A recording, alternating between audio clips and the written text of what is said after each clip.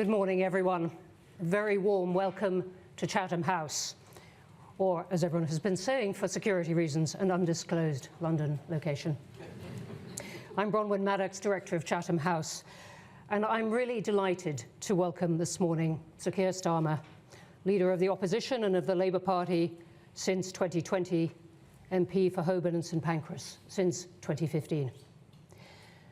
He's here to give a short speech on the Middle East, and then we'll be taking questions on that subject that is consuming the world's attention. Given the pressure of interest in this, I hope you will forgive us, and indeed him, that the questions will be taken from the media only. We're now 3 weeks after the horrendous attacks by Hamas on Israel, and the shock has not faded. Indeed, more than a few voices of warning of the risk of escalation to a conflict of the region, something we discuss at Chatham House. But the strong support for Israel on many sides is mixed with growing concern about the humanitarian catastrophe in Gaza and the implications for Palestinian civilians of Israel's pursuit of Hamas. And Israel's tactics are complicated in turn by consideration of the hostages held by Hamas. Some hold out hopes that this conflict will force all sides to address, once again, a two-state solution, a separate land for the Palestinians alongside Israel. Others think that's gone forever. Again, one of the debates we bring together here. And across the world, this is proving a singularly divisive conflict, as we've seen in many, many countries, including the US, right across Europe, and indeed in British politics. It's no doubt part of what Keir Starmer is going to address this morning, but I look forward to hearing what he thinks Britain can and should do to help, what he thinks should be done about this conflict, and indeed what he would do were he Prime Minister. With that, welcome, Sir Keir Starmer.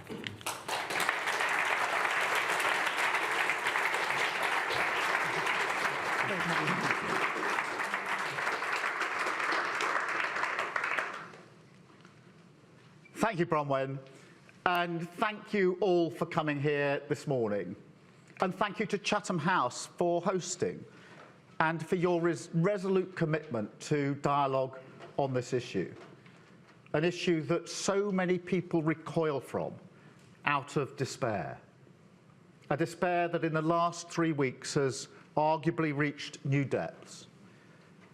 Indeed, anyone who has followed this closely and seen images that can never be unseen, tiny bodies wrapped in bundles in Israel and Gaza, mothers and fathers shattered by the ultimate grief, the innocent dead, Israeli, Palestinian, Muslim, Jew.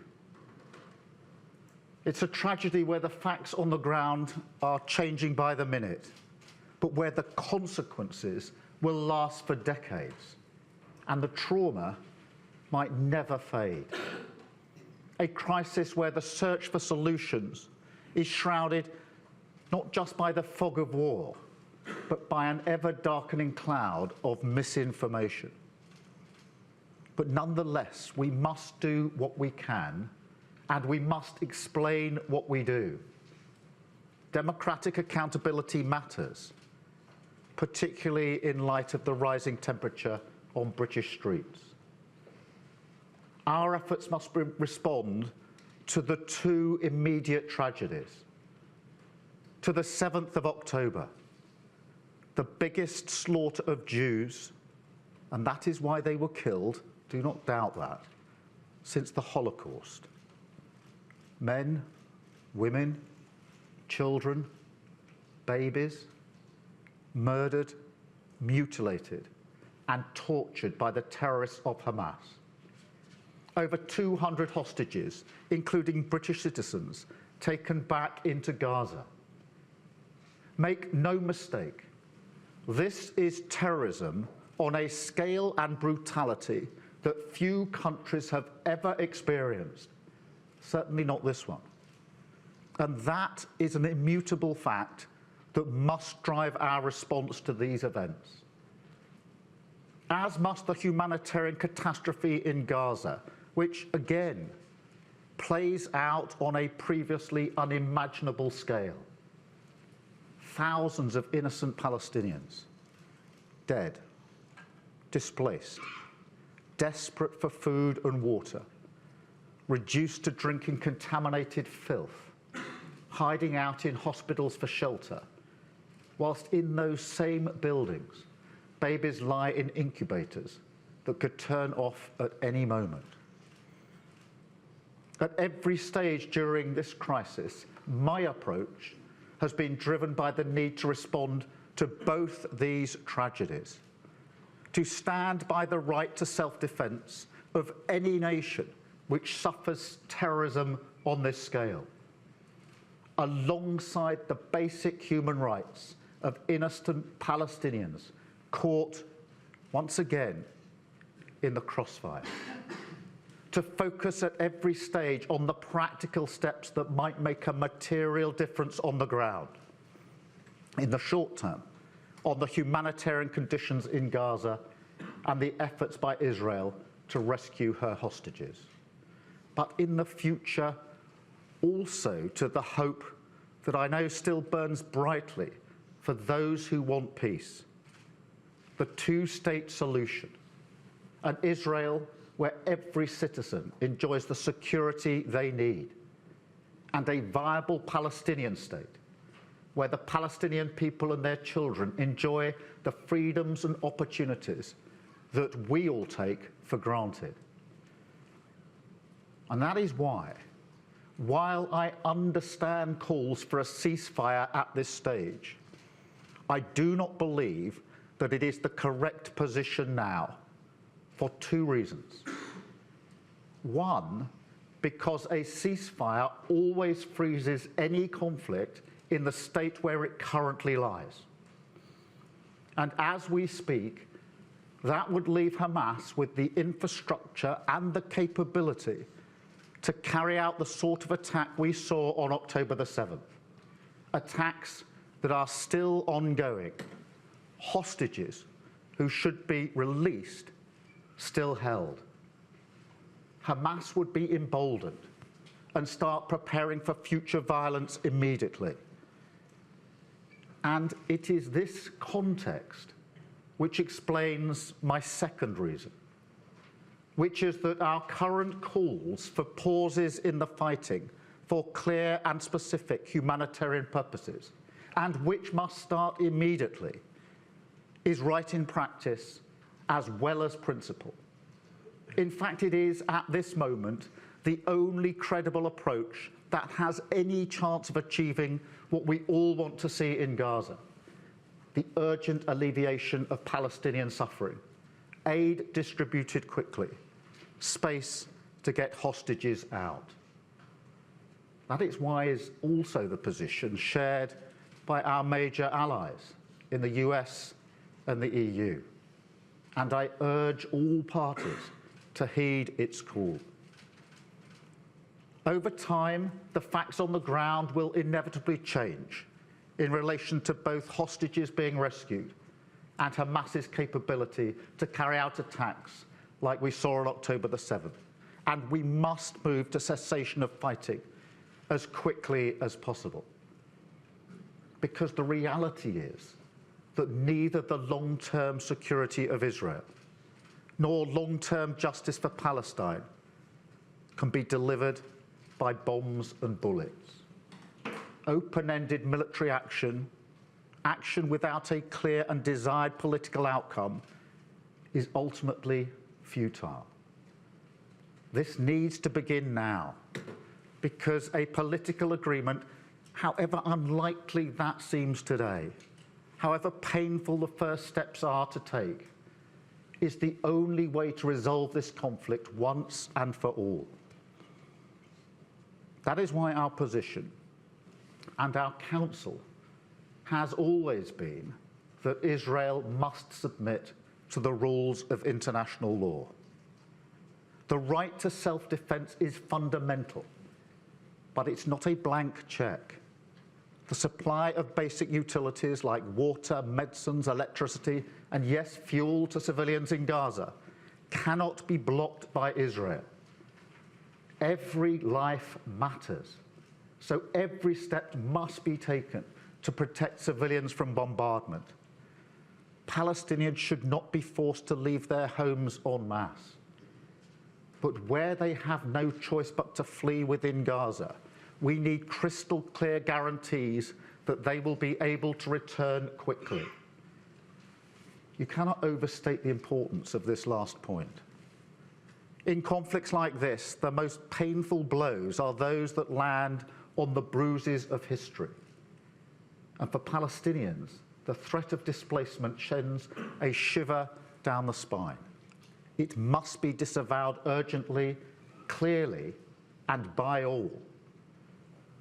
Because while it may feel like a truism, so often the trauma of the present leads directly to the tragedy of the future.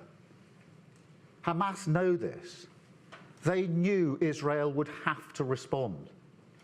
Their aim on October the 7th was not just to kill Jews.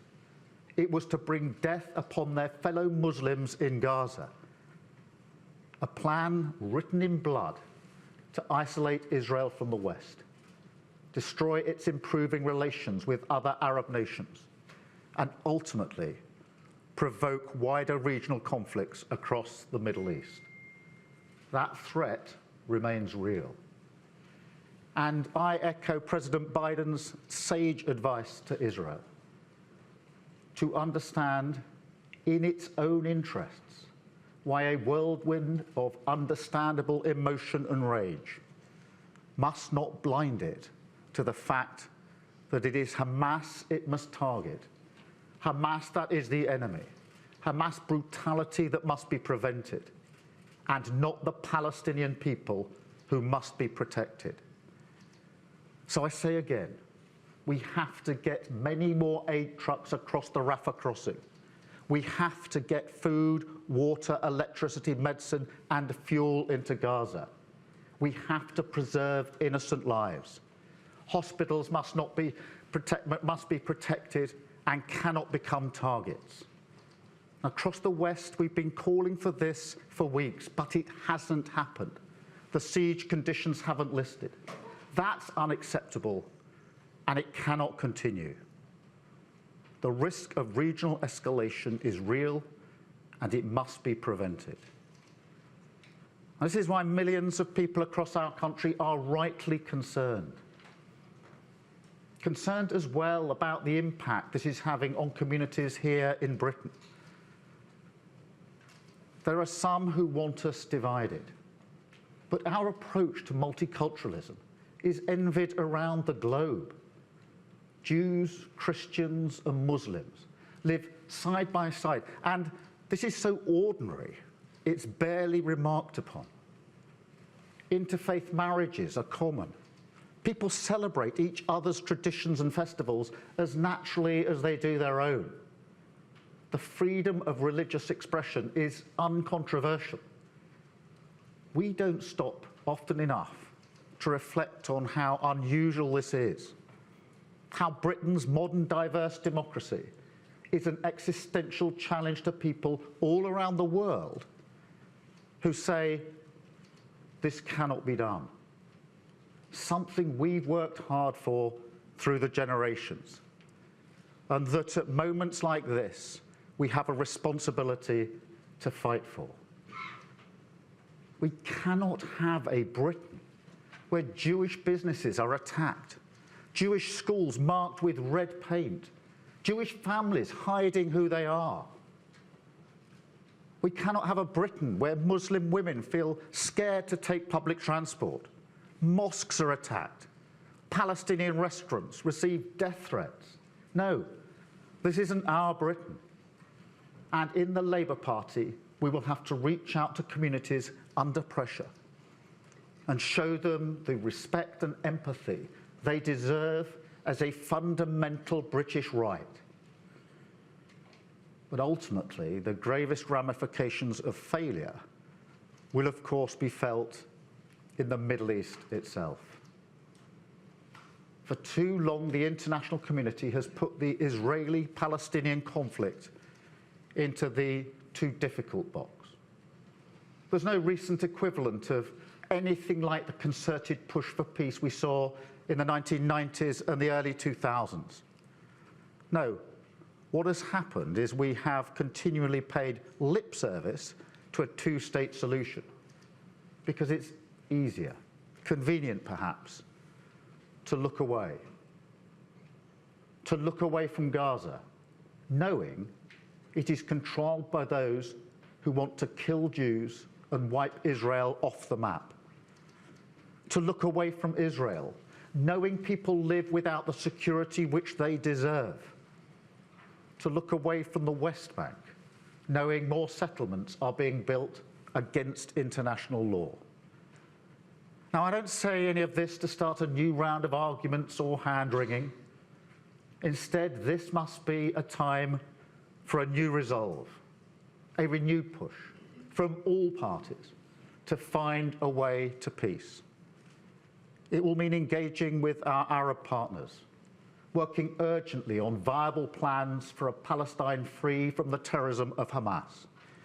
It will mean engaging with Israel, seeking to address its security concerns in the future, but showing clearly that the settlement building is unacceptable, unlawful, and has to stop. The Palestinian people need to know there is a genuine will and determination from Israel, from Arab states, from the West, to finally address their plight in deeds as well as words. Because the Palestinian claim to statehood is not in the gift of a neighbour. It is inalienable right of the Palestinian people and the clear logic of any call for a two-state solution. So my Labour Party will fight for that cause. We will work with international partners towards the recognition of a Palestinian state as part of a negotiated, just, and lasting peace. Because even in the darkest days, in fact, especially in the darkest days, we have to keep alive the light of peace.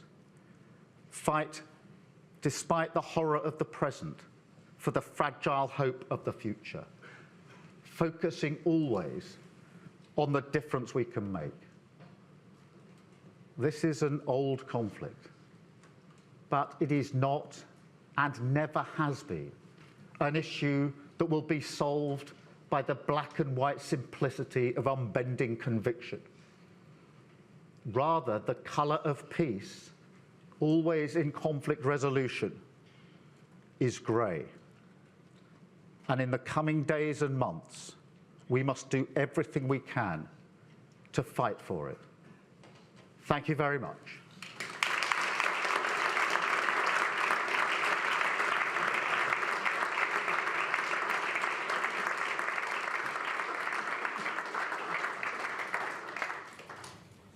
Keir Starmer, thank you very much indeed for that. Let me just kick off by asking a couple of questions on this vision you've set out. And the first question is what you think Britain can do itself, what influence it still has. You've made a very direct call there for international progress towards a two-state solution, reviving what some people, as I said before, think has long gone. What is it that Britain can do, and what, if you were in number 10 at the moment, would you do? Well, thank you for that question. I think we've got to look at the short term, the here and now, and that is undoubtedly the urgent question of humanitarian aid.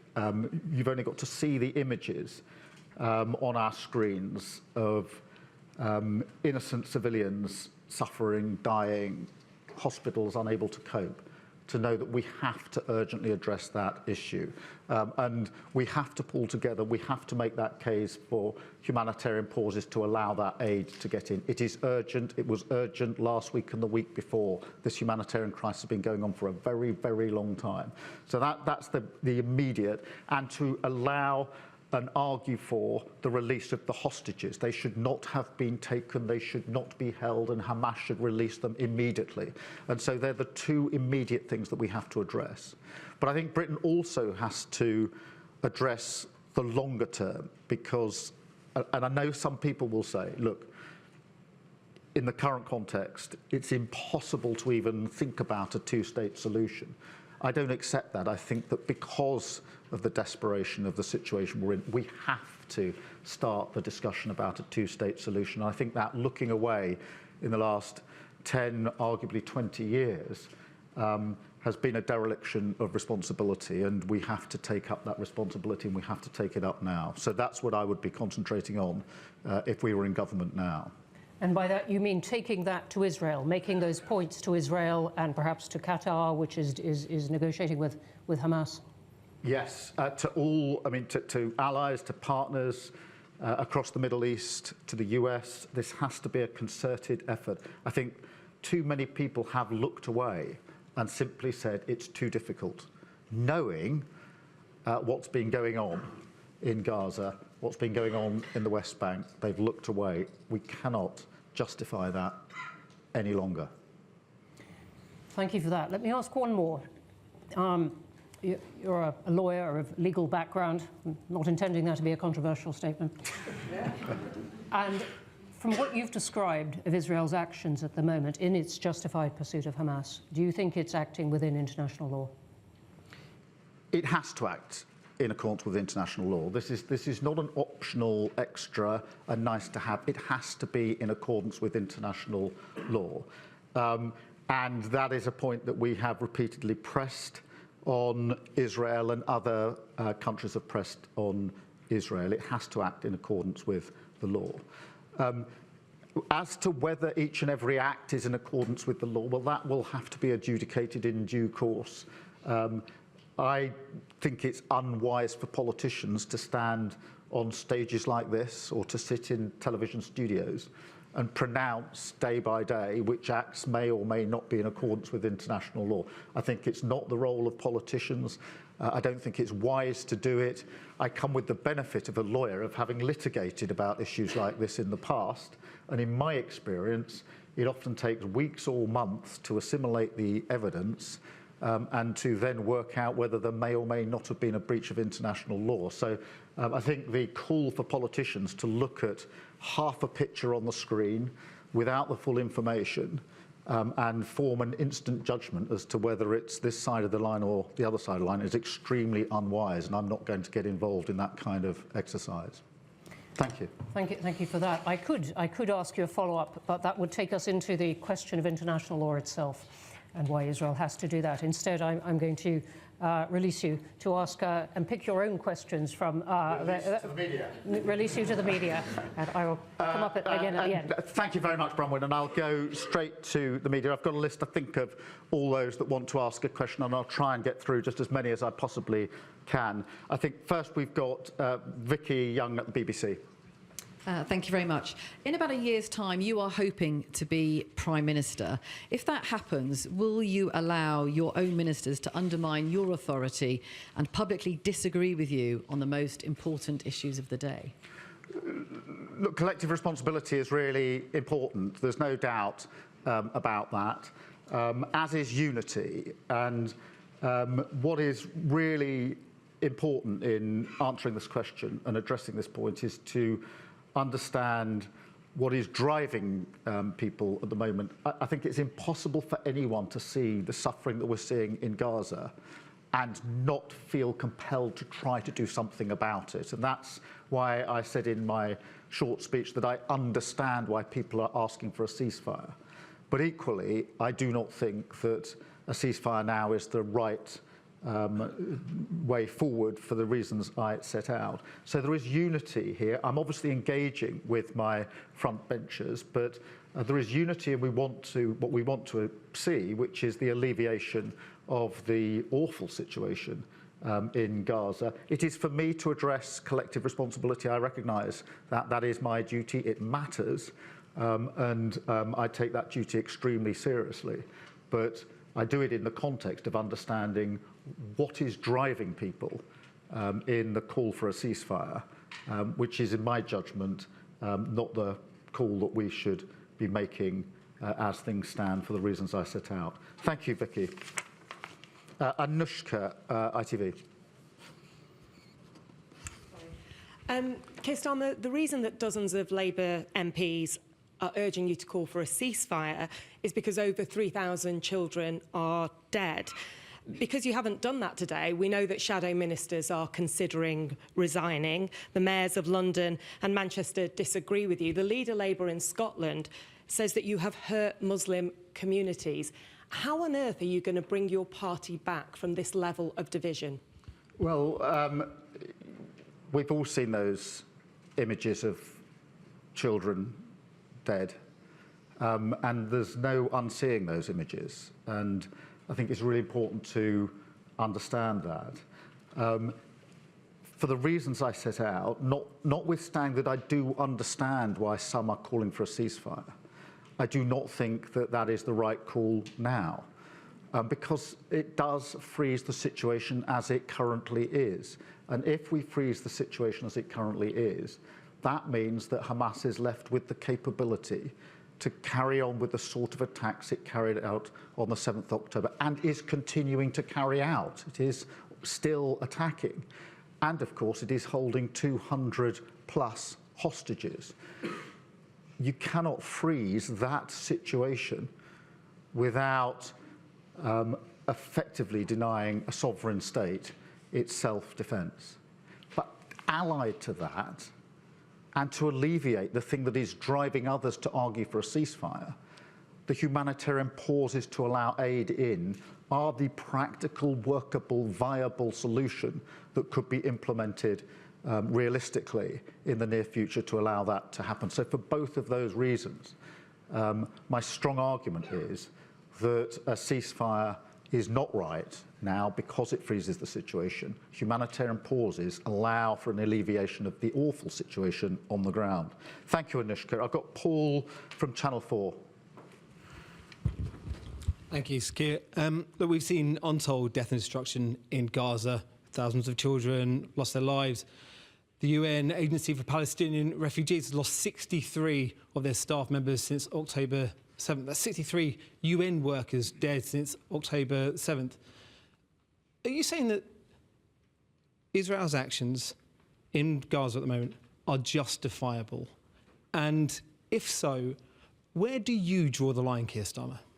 Well, firstly, in relation to your description of the aid workers and NGOs, Lisa and Andy and I met some of the NGOs just days ago, and they described to us the conditions in which they are trying to work. They described to us staff members who had lost members of their family, one staff member searching through the rubble in Gaza to try to find his 13-year-old niece who was dead. And I have a 12-year-old girl, and you can't be unmoved by those stories. The question is not how awful is that, because it is truly awful. The question is, what is the most practical way to do something about it? And that's why I said in my speech I've been driven by the response to the October the 7th tragedy and to the humanitarian tragedy, but also bearing in mind what is practical that will make a material difference on the ground. And I think it's humanitarian pauses, particularly with other countries, allied countries, the US, etc., making that similar call. They are the practical way to achieve that. So I'm not quarrelling with the need to address that. I am saying what is the best way, the right way to address that in the circumstances as they are. And my answer to that is humanitarian pauses for the specific purpose of aid and provision into Gaza, but not a ceasefire that actually leaves Hamas in a position to continue what it is doing now, continue attacking, to continue holding hostages, and to have the capability of doing what it did on October the 7th again. That cannot be now, at this point, the right answer to the awful suffering that we see in Gaza. Thank you very much, Paul. Tamara, Sky. Tamara Cohen from Sky News. So, Keir, would you accept that this issue is tearing your party apart? You have made clear you don't support a ceasefire. If senior figures in your party continue to call for one, will they face any consequences? And can I also ask, you've backed the government's plan for humanitarian pauses. What, if anything, do you think the government are getting wrong in their response to this crisis? Tamara, on tearing the party apart, I think it's very important to recognise the unity in the Labour Party on the key issues. There's unity in trying to bring about an alleviation of the awful situation in Gaza. So nobody in the Labour Party is making any other case than that we have got to alleviate the suffering.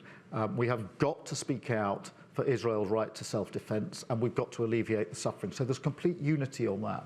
There is also unity not just on the short term, but what is the long-term answer to this, and that is the two-state solution. We had a big affirmation of our policy, a united affirmation of our policy in July of this year, that the two-state solution is the only way forward. So there is, we're not tearing the party apart, there's unity on that. There are differences of view on how you achieve that, and that's why I say I understand why people argue for a ceasefire, but I do not think that is the right argument at this time. But we need to focus on where that unity is. It is my responsibility to ensure collective responsibility. I accept that, and we do need collective responsibility, and I take that duty extremely seriously. In relation to the government, look, the government is sharing intelligence with us on a regular basis, for which we are grateful. At the moment, we are making the same calls to Israel, to others in the region, and with our allies. We are all talking to the Americans, to Middle East leaders, to Israel, as you would expect. And at this stage, when, bearing in mind, over 200 people are being held hostage, I don't think for me trying to find points of difference with the government is what the families of those hostages most want to hear. We met some of them just 2 weeks ago with harrowing stories of what has happened and their fears, understandable. And they urged on us that the United Kingdom stand as united and strong as it can in support of their right to have their loved ones back. And I heed what they say in answering your question. Thank you. Lee, Jewish News. Good morning, Keir. It's fair to say I've been contacted by dozens of Jewish newsreaders over the past few weeks, and the majority have been deeply impressed with the leadership you've shown over this crisis. But what I am also receiving are messages now from people very concerned about the MPs within your party who continue to speak at the mass Palestine demos that are taking place in London and other cities across the globe. Now, nobody is using, it's fair to say, the sort of language the Home Secretary used yesterday. But they are worried about, on the fringes of these demos, there's real examples of hate and extremism that is leaving the Jewish community in this country petrified. What would your message be today to those Labour MPs who continue to speak at these demos? Well, I think, Lee, we've all seen the images of the various demonstrations and protests, etc. And what I'd say is that where there's evidence of offences being committed, then obviously it's for the police to act on that. And obviously that's difficult for them on the ground, but they must do so. And the full weight of the law needs to be exercised against those who are committing offences, and that's a matter for the courts, and they will have our full backing in that. But the job of the police is to identify those offences, to make arrests where that's appropriate, but also to facilitate peaceful protest by those that want to have their voice heard. And it's getting that balance right that matters. And that's the context in which I answer your question, because both of those things have to happen. And they are difficult judgment calls that have to be made on the ground by the police. I spent 5 years working with the police service in Northern Ireland, who were deeply involved in other protests and know how difficult a job that is on the ground for police officers. Where they do identify offences, they should arrest and there should be prosecutions and they should have our full backing. But equally, we do need to recognise that the right to peaceful protest is a cherished right in this country, and we shouldn't give it up, and we should facilitate those that want to express their view. Thank you, Lee. I've got Kieran from The Guardian. Hi, Kieran Stacey from The Guardian. I understand you don't want to comment on what you think is legal or illegal under international law, and I understand your reasons for saying that you don't think an immediate ceasefire is the practical way to go. But I think what a lot of your members and MPs are hoping for is a clearer distinction on what you believe to be morally justifiable and not morally justifiable in terms of the actions that Israel is taking right now. So I'd like to give you two specific cases. One, the communications blackout for 36 hours that meant that innocent people in Gaza could not call the emergency services when they were the victims of shelling. And number two, telling people to move south of Wadi Gaza and then sending rockets south of Wadi Gaza to where people have evacuated. Are those two things morally justifiable? Not legal or illegal, but are they moral? Well, Kieran, I'm not going to break the rule I've just set out for myself in terms of not immediately adjudicating on each and every issue. But look, on the comms blackout, I think everybody was concerned about the comms blackout, and concerns have been raised in relation to that, understandably, for reasons that everybody will understand. And equally, the moving of people. And that's why I said in my remarks that where Palestinians feel that they have to flee, it is very important and made absolutely clear without any ambiguity that is with a view to returning because of the history that lies behind this. So, I think in the words I've just set out in the 15 minutes or so that I spoke for, it's clear where I'm coming from on this. As it is on humanitarian aid, we have been saying now for a long time in the 3 weeks or so that we've had, that aid needs to get in, and that withholding water, food, medicines and fuel is not acceptable and has to be addressed. So I don't think reading and hearing what I've just said in the last 15 minutes can leave many people in much doubt about what I think should happen. But what I'm not going to do is adjudicate on each and every example that people may understandably want to put to me to answer. I've got Ahmed from the Muslim News, please. Ahmed Versi from Muslim News. Overwhelmingly, members of the United Nations General Assembly, voted for ceasefire. More than 70% of the public in this country, according to YouGov poll, want a ceasefire. You have a majority of the people in the world wanting a ceasefire because they want to stop killing of civilians and also of children. I mean, we've heard more than 9,000 Palestinians have been killed, more than 4,000 Palestinian children have been killed. Surely the lives are very important. Should you not listen to the overwhelmingly the public in this country and across the world and support the ceasefire? The discussions which are taking place in the Arab and the Muslim world and in the global South is that the West does not care for a Palestinian life.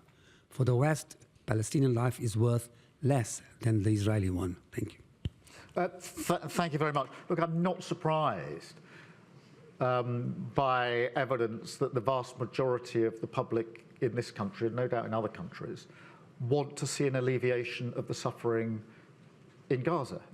That is a human response that I share. And I've not spoken to anybody who doesn't share that emotional response to what is happening. And therefore, I'm not surprised about the levels of support for anything, if you like, that would bring about, in the eyes of the public, an alleviation of that suffering. The question I'm addressing is a ceasefire right if it leaves Hamas with the capability to continue to attack and carry out similar attacks to October the 7th, and when it holds 200 hostages? And my answer to that is no. But it doesn't mean, therefore, I leave the question there, nothing can be done, because I immediately go on to address the question, well, in what way can that suffering be alleviated? In what way can we ensure that civilians are not caught up and targeted in this? How do we get that aid in? And that is through humanitarian pauses. I haven't seen the polling on humanitarian pauses to allow aid in. I would be surprised if the vast majority of people in this country and other countries don't equally say, if that's a way, a practical solution, a practical way, the most likely way to alleviate the suffering and to get aid in, then we should be doing it. On the second point of your question, let me be absolutely clear. Each life matters. Each life is equal. And I don't look at an image of an Israeli child dead or a Palestinian child dead and distinguish between the two. I've got children. Many people will feel this as a human emotion. Each of those pains me, and I think pains equally the vast majority of people in this country, and we have to be absolutely clear that each life is valued equally, and the loss of any single innocent civilian life is equally valued and equally impactful in our response. Thank you, Ahmed. Can I go to Ben at the Mirror? Ben. Thank you, Keir. In your speech, you talked about the rising temperature on British streets. How worried are you about violence here and even the potential for a terrorist attack as a consequence of what's going on? And also, just to be clear, on collective responsibility, are you going to sack these front benchers who've broken collective responsibility?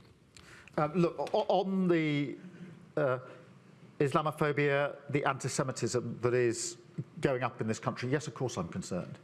The numbers have gone up hugely.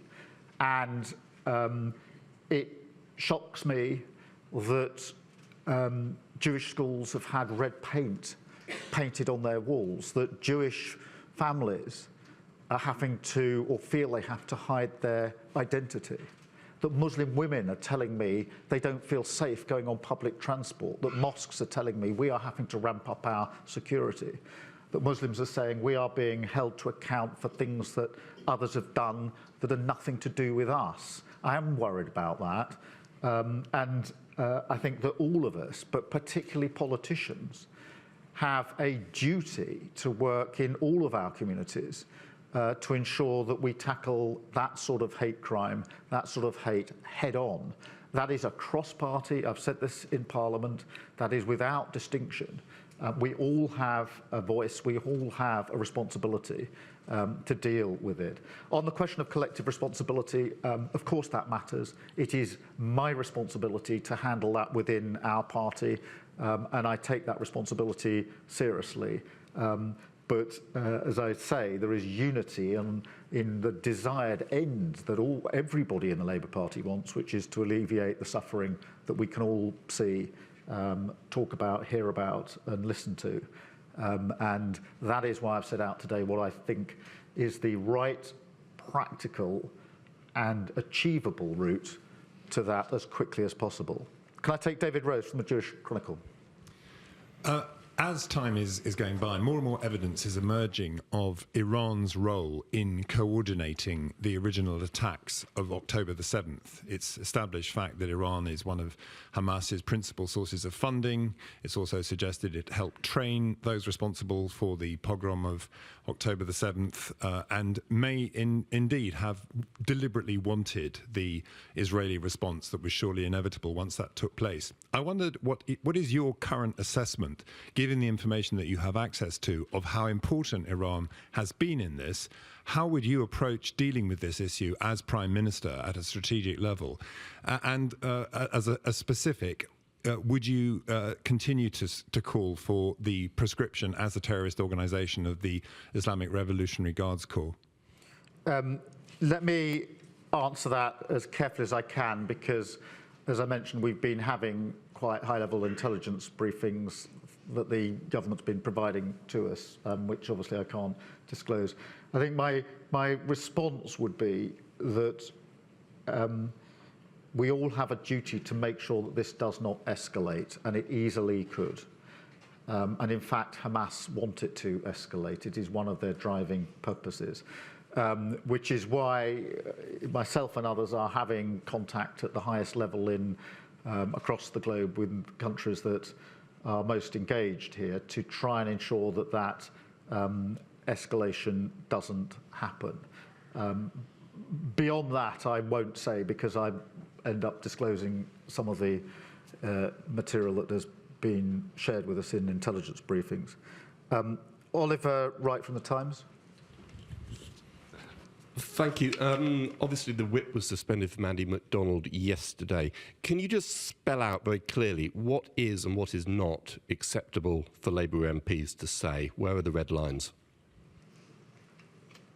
I think every Labour MP, every politician, whichever party they are in, and at whatever level they are a politician, wherever they are a representative, has to be extremely careful about the language that they use, and should be extremely careful about the language that they use. I would expect that of all Labour MPs. I'm not going to comment on the particular case of Andy MacDonald because it's subject to a process which is going to have to independently come to a conclusion. And one of the things I've been trying very hard to do in the last 3.5, 4 years since I've been leader of the Labour Party is make sure that is done without the fingerprints of the leader on the desired outcome. That was an error in our ways of some years ago that I have addressed.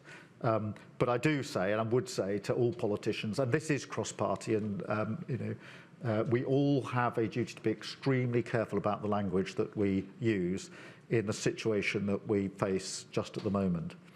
Ryan from The Sun.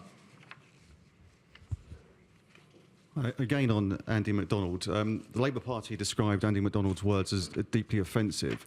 Is it right that any such person should stand again as a Labour candidate at the next election? Would you be happy with that? Well, Ryan, I understand the question, but now this is subject to a process which is going to have to come to a determination. That is a question that can only realistically be addressed when it's come to a determination. So I'll hold on that and obviously let you have another opportunity in due course to put that or similar questions to me. But now it's subject to a process. That process has to run its course, as you'll understand. Thank you.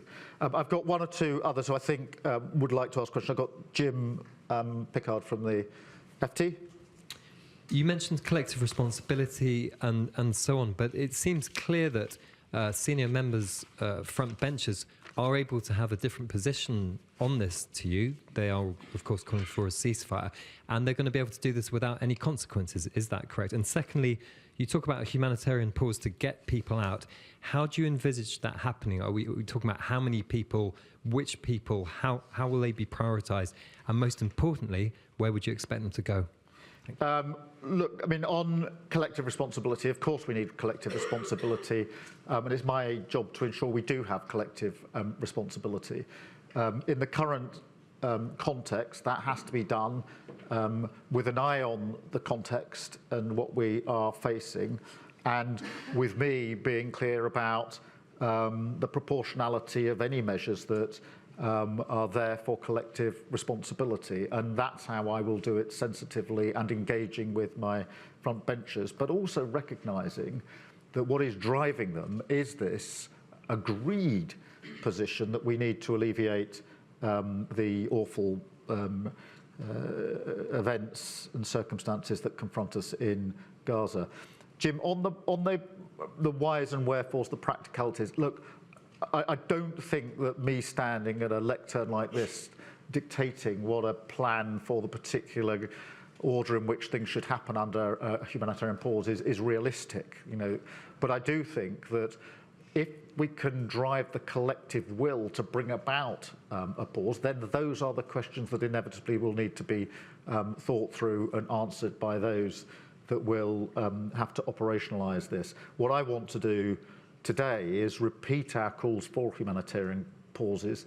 It's a call the Americans, as you know, have made and others have made, with a view to bringing them around, and then the secondary questions of exactly what happens when can be addressed. But at the moment, it's creating that space for them in the first place. Can I have Arj from the Eye? Hi, Sakir. I'm over here. Oh, sorry. Hi. Just a quick one. You talked about the push for peace in the 90s and early 2000s and how you want to revive that drive for peace and a two-state solution in the Middle East. Are you taking advice from Sir Tony Blair on this issue?